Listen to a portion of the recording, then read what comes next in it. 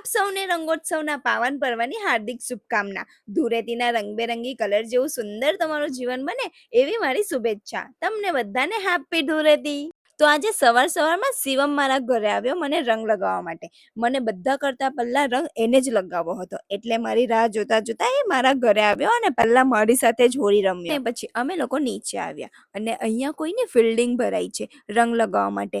કોની? એ પણ મારા મમ્મીની. બધા હુમલો જ કરી બેઠા. બસ જેવો હુમલો મારી મમ્મી પર થયો ને એવો સેમ મારા પર પણ થયો અને પછી અમારા બધાની મસ્તી થઈ ગઈ ચાલુ. પછી મારી ફ્રેન્ડનો ફોન આવ્યો હોલી પાર્ટી પર જવા માટે, તો હું આવી ગઈ એની સાથે પાર્ટીમાં અને અહીંયા આવીને હજુ અમે લોકો મ્યુઝિક એન્જોય કરતા જ હતા એટલામાં ચાલુ થઈ ગયા ગરબા.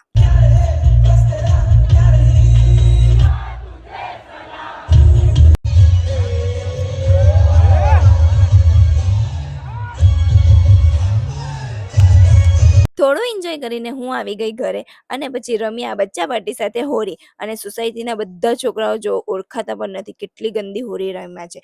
જો તમે હોળી રમ્યા પછી પણ સારા દેખાતા હોવ તો સોરી દોસ્તો, તમે લોકો હોળી નથી રમ્યા, ખાલી ફોટોશૂટ જ કર્યો છે.